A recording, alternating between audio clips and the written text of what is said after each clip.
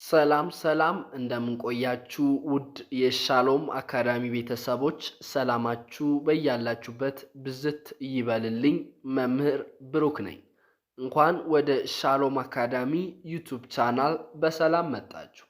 በዚህ ቻናል የተለያዩ መሰረታዊ የሆኑ የእንግሊዝኛና የአማርኛ ትምህርቶች በየጊዜው ስለሚለቀቁ ይህንን ቻናል መከታተሎን እንዳይዘነጉ። ውድ ቤተሰቦቼ ዛሬ ደግሞ እጅግ በጣም አስደናቂ አስተማሪ የሆነውና አዝናኝ የሆነውን ቪዲዮ ይዤላችሁ መጥቻለሁ። ውድ ቤተሰቦቼ ታዲያ በዛሬው ትምህርታችን ምንድነው የምናየው ካላችሁ የተለያዩ አባባሎችን ወይም የራሳችንን ሐሳቦችን እንዴት በጽሁፍ ማስቀመጥ እንደምንችልና የንግግር ክህሎታችንን ማሳደግ ደግሞ እንዴት እንደምንችል እንዲሁም የማንበብና የመጻፍን ችሎታችንን ባጭሩ እንዴት ማስተካከልና ቆንጆ አድርገን መጻፍና ማንበብ እንድንችል የሚረዳን እጅግ በጣም ድንቅ የሆነ ቪዲዮ ስለሆነ እስከ መጨረሻው አብራችሁኝ እንድትሆኑ በትህትና ጠይቃችኋለሁ ውድ ቤተሰቦቼ።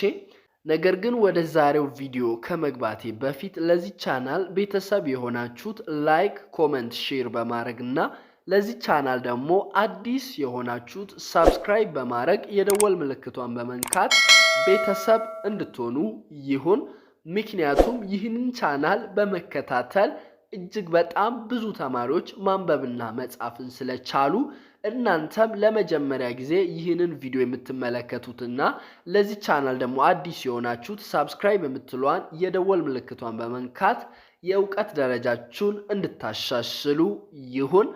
ከዚህ በተጨማሪ ደግሞ በኦንላይን ወይም በውስጥ መስመር መሰረታዊ የሆኑ የእንግሊዝኛ፣ የአማርኛ፣ የኦሮምኛና የሂሳብ ትምህርቶችን የተለያዩ አፕሊኬሽኖችን በመጠቀም በቴሌግራም፣ በዋትስአፕ፣ በኢሞ፣ በዙም፣ በሚትስ እና በመሳሰሉት አፕሊኬሽኖች ትምህርት እየሰጠን እንገኛለን ውድ ቤተሰቦቼ።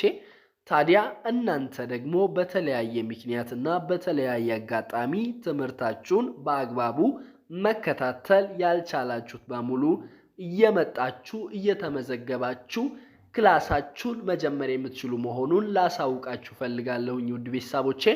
ከኛ ጋር እጅግ በጣም ብዙ ተማሪዎች ደግሞ እየተማሩ ስለሚገኙ እናንተም ስትፈልጉ ከነኚህ ተማሪዎች ጋር በጋራ ወይም በግሩፕ ስትፈልጉ ደግሞ በግላችሁ ለብቻችሁ መማር የምትችሉ መሆኑንና በጣም በአጭር ጊዜ ውስጥ በወራት ውስጥ ማንበብና መጻፍ አቀላጥፋችሁ እንደምትችሉ ላረጋግጥላችሁ ፈልጋለሁኝ ውድ ቤተሰቦቼ።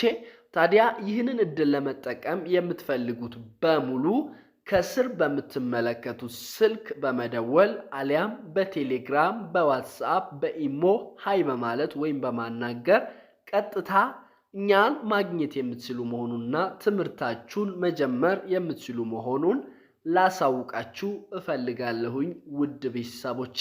እኛን ለየት የሚያደርገን በጣም በአጭር ጊዜ ውስጥ በወራት ውስጥ እናንተን ካለማንበብ ወደ ማንበብ፣ ካለማወቅ ወደ ማወቅ፣ ካለመጻፍ ወደ መጻፍ የምናመጣችሁ ይሆናል።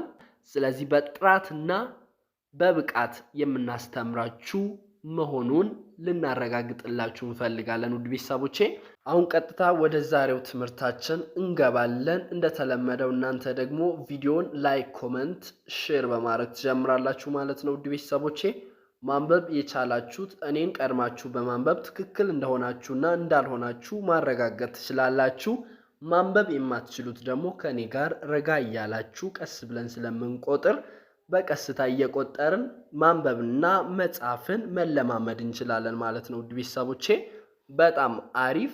እዚህ ጋር እንደምታዩት የመጀመሪያው ምን ይላል? አሁን አብረን እናነባለን። ምን ይላል? የመጀመሪያው ተግባብቶ ይላል ውድ ቤተሰቦቼ። ለማንበብ ትንሽ ቀለል ይላል፣ ብዙም አያስቸግራችሁም። ተግባብቶ ይላል። ምክንያቱም ለማንበብ ብቸኛው ማድረግ ያለብን ነገር ውድ ቤተሰቦቼ የፊደሎችን ድምጽ በአግባቡ በትክክል ለመጥራት መሞከር ወይም በትክክል ለመጥራት መቻል ማለት ነው ውድ ቤተሰቦቼ። በጣም አሪፍ። እዚህ ጋር ደግሞ የሚኖር የሚኖር ይላል። በጣም አሪፍ። አንደበት ቢኖረኝም ተለማምጦ ይላል። የሚኖር ልብ ሁለት ፊደል ብቻ ነች። በጣም ቀላል ነች። ልብ ይላል። ግን የለኝም ይላል። በጣም በቀላሉ አነበብን ማለት ነው። አንድ ላይ እስኪ አብረን እናንብብ። ተግባብቶ የሚኖር አንደበት ቢኖረኝም ተለማምጦ የሚኖር ልብ ግን የለኝም። ታዲያ ይህንን አረፍተ ነገር በተለያየ ጊዜ መጠቀም ትችላላችሁ፣ መጻፍ ትችላላችሁ ማለት ነው። ምክንያቱም ከሰው ጋር መግባባት በጣም አሪፍ ነገር ሆኖ ግን መለማመጥ ደግሞ ያን ያህል አስፈላጊ አይደለም የሚለውን ሐሳብ የሚያንጸባርቅ አረፍተ ነገር ነው። ምን ይላል? ተግባብቶ የሚኖር አንደበት ቢኖረኝም ተለማምጦ የሚኖር ልብ ግን የለኝም ይላል። በጣም አሪፍ። ወደ ሁለተኛው እናመራለን። ምን ይላል እዚህ ጋር? ጭካኔን ካስተማረህ ሰው ይላል። በላይ ባለውለታ የለም ይላል። እስኪ አንድ ላይ አብረን እናንብብ።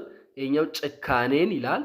ካስተማረህ ሰው በላይ ባለውለታ የለም ይላል። በጣም አሪፍ። ይህንን አረፍተ ነገር መቼ እንጠቀማለን ካላችሁ፣ ለምሳሌ አንዳንድ ጊዜ በጣም ከባድ ሁኔታዎችን እንድታልፉ ሰዎች ዝም ሊሉ ይችላሉ። ያኔ ጭካኔን እያስተማሩ ነው ማለት ነው ውድ ቤተሰቦቼ።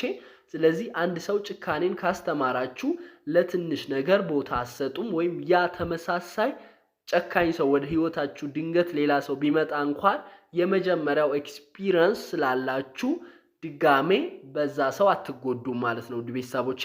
ስለዚህ በየትኛውም ሁኔታ ጭካኔን ያስተማሩን ሰዎች እኛ እንድንጠነክር ነው። እነርሱ ምናልባት በኔጌቲቭ ወይም በማይሆን በአሉታዊ መንገድ እኛን ለመጉዳት አስቦ ጭካኔ ቢያስተምሩን እንኳን ለበጎ ነገር ማድረግ እንደምንችል የሚያሳይ አባባል ነው ማለት ነው ውድ ቤተሰቦቼ። ጭካኔን ካስተማረ ሰው በላይ ባለውለታ የለም ይላል። ወደ ሶስተኛው እንሄዳለን። ሶስተኛው ምን ይላል ደግሞ? ሰዎች ይላል። እዚህ ጋር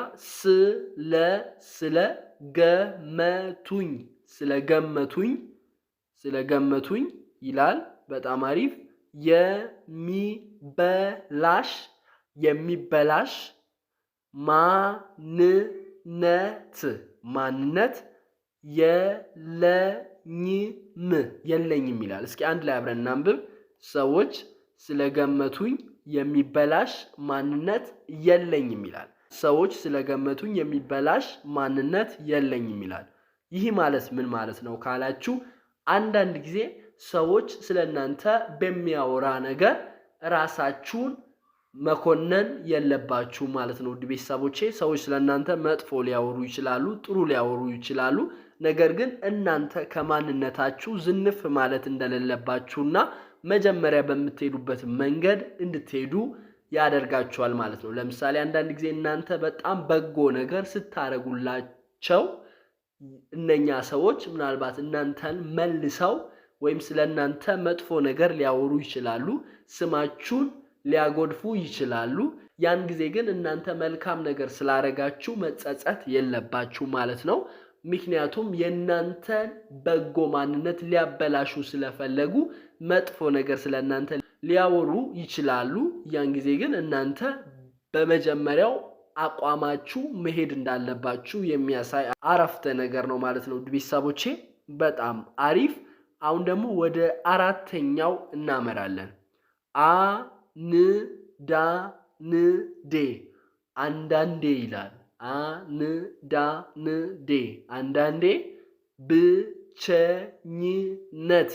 ብቸኝነት ራስህን ራስህን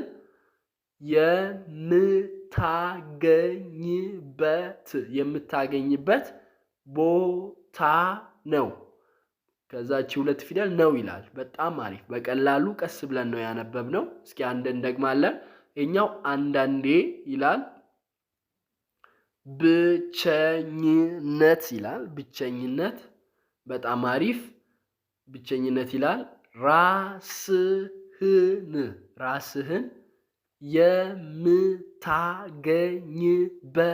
የምታገኝበት ቦታ ነው ይላል። እስኪ አንድ ላይ አብረን እናነባለን።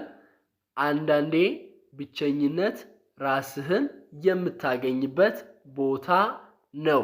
ይህ ማለት ምን ማለት ነው? መቼ ደግሞ እንጠቀማለን ካላችሁ፣ ለምሳሌ አንዳንድ ጊዜ ብቻችሁን ስትሆኑ ያ ጊዜ ራሳችሁን በደንብ ለማየትና አዲስ ነገር ለማሰብ ልትጠቀሙ ይገባል እንጂ ብቸኛ ነኝ ብላችሁ እንድታዝኑ አያስፈልግም ማለት ነው ውድ ቤተሰቦቼ።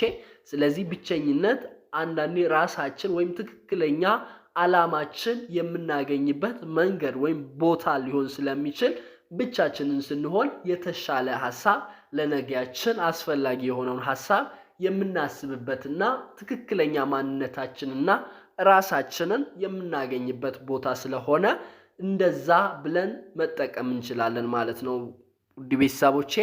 በጣም አሪፍ። አምስተኛውን አሁን ደግሞ አብረን እናነባለን።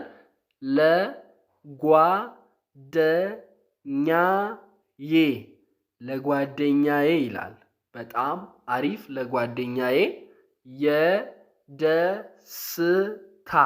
የደስታ ይላል። እንጂ ትላለች። 3 ፊደል እንጂ የሐዘን ምንጭ አልሆንም ይላል። እስኪ አንድ ላይ አብረን እናነባለን። ለጓደኛዬ የደስታ እንጂ የሐዘን ምንጭ አልሆንም ወይም መሆን አልፈልግም ብላችሁ መጻፍ ትችላላችሁ ማለት ነው ውድ ቤተሰቦቼ።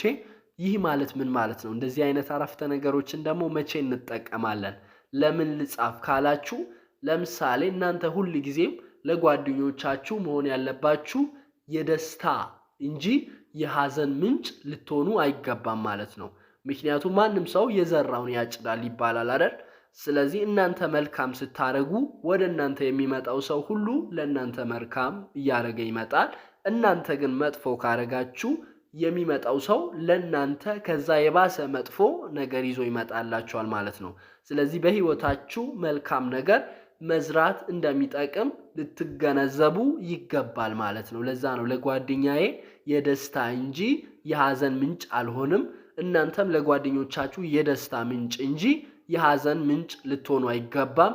የስኬት ምንጭ እንጂ የውድቀት ምንጭ ልትሆኑ አይገባም ማለት ነው። ስለዚህ ለጓደኞቻችሁ የስኬት እንጂ የውድቀት ምንጭ ልትሆኑ አይገባም ማለት ነው። ውድ ቤተሰቦቼ እጅግ በጣም ጠቃሚ የሆነ አረፍተ ነገር ስለሆነ እናንተም ልትጠቀሙ ትችላላችሁ። ለምሳሌ እየጻፋችሁ ለጓደኛህ የደስታ እንጂ የሐዘን ምንጭ አትሁን ብላችሁ ለምትወዱት ሰው ወይም እናንተን ለመጉዳት ላሰበ ሰው እንደዚህ ብላችሁ መጻፍ ትችላላችሁ ማለት ነው ውድ ቤተሰቦቼ።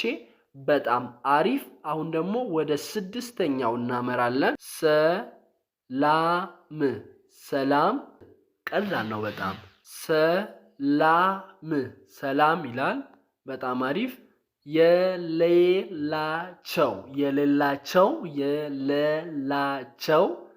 የሌላቸው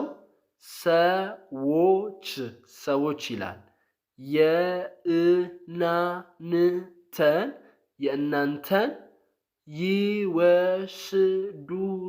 ይወስዱታል ይላል። በጣም አሪፍ። አንድ ላይ እስኪ አብረን እናንብብ። ሰላም የሌላቸው ሰዎች የእናንተን ይወስዱታል ይላል። ምን ማለት ነው ካላችሁ፣ ወይም ይሄን አረፍተ ነገር መቼ ነው የምንጠቀመው ካላችሁ፣ ለምሳሌ አንዳንድ ጊዜ አንዳንድ ሰው ለራሱ ሰላም አጥቶ እናንተንም ሰላም ሊያሳጡ ይችላሉ። ምክንያቱም አንድ ሰው በጣም እየተጨነቀ ወደ እናንተ ሲመጣ እናንተ በዛ ሰዓት ደስተኛ ልትሆኑ አትችሉም። ነገር ግን ያ ሰው ምናልባት የእናንተን ሰላም ለመውሰድና እናንተን ለመረበሽም የመጣ ሊሆን ይችላልና ስለዚህ ሰላም የሌላቸው ሰዎች የናንተን ይወስዱታል ብላችሁ በዛን ጊዜ መጻፍ ትችላላችሁ ማለት ነው ለሌላ ሰው። ስለዚህ ሁሉንም ሰው በሚገባ መልኩ ማስተናገድ እንዳለብን የሚያሳይ እጅግ በጣም አስተማሪ አባባል ነው ማለት ነው። ውድ ቤተሰቦቼ በጣም አሪፍ የዛሬው ትምህርታችን ይህንን ይመስላል።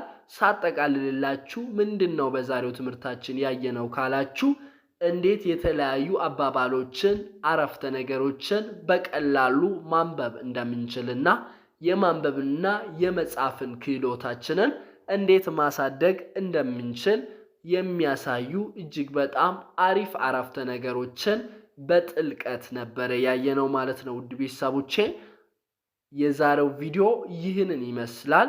ቪዲዮ ከተመቻችሁ ቤተሰብ የሆናችሁት ላይክ፣ ኮሜንት፣ ሼር በማድረግና አዲስ የሆናችሁ ደግሞ ሰብስክራይብ የምትለዋን የደወል ምልክቷን በመንካት ቤተሰብ እንድትሆኑ ይሁን። ምክንያቱም ይህንን ቻናል በመከታተል ብቻ እጅግ በጣም ብዙ ተማሪዎች ማንበብና መጻፍን ስለቻሉ እናንተም ይህንን ቻናል በመከታተል ሰብስክራይብ በማድረግ ላይክ፣ ኮሜንት፣ ሼር በማድረግ ራሳችሁን መቀየር የምትችሉ መሆኑንና የእውቀት ደረጃችሁን ማሳደግ የምትችሉ መሆኑን ላሳውቃችሁ እፈልጋለሁኝ ውድ ቤተሰቦቼ። እኛንም ደግሞ ቪዲዮአችን ቫይራል እንዲወጣ ብዙዎች እንዲያዩት ላይክ፣ ኮሜንት፣ ሼር፣ ሰብስክራይብ በማድረግ እንድታበረታቱን ይሁን። ከዚህ በተጨማሪ ደግሞ በኦንላይን ወይም በውስጥ መስመር መሰረታዊ የሆኑ የእንግሊዝኛ፣ የአማርኛ፣ የኦሮምኛና የሂሳብ ትምህርቶችን የተለያዩ አፕሊኬሽኖችን በመጠቀም በቴሌግራም፣ በዋትስአፕ፣ በኢሞ፣ በዙም እና በመሳሰሉት አፕሊኬሽኖች ትምህርት እየሰጠን እንገኛለን ውድ ቤተሰቦቼ። ታዲያ እናንተም በተለያየ አጋጣሚና በተለያየ ምክንያት ትምህርታችሁን በአግባቡ መከታተል ያልቻላችሁት በሙሉ ይህ ለእናንተ የተዘጋጀ እጅግ በጣም አስደናቂና ትልቅ የሆነ እድል ስለሆነ እየመጣችሁ እየተመዘገባችሁ ከኛ ጋር ካሉት ተማሪዎች ጋር ስትፈልጉ በግል ስትፈልጉ ደግሞ በጋራ ወይም በግሩፕ መማር የምትችሉ መሆኑንና በጣም በአጭር ጊዜ ውስጥ ደግሞ ካለማወቅ ወደ ማወቅ፣ ካለመጻፍ ወደ መጻፍ፣ ካለማንበብ ወደ ማንበብ የምንቀይራችሁ ይሆናል ማለት ነው ውድ ቤተሰቦቼ።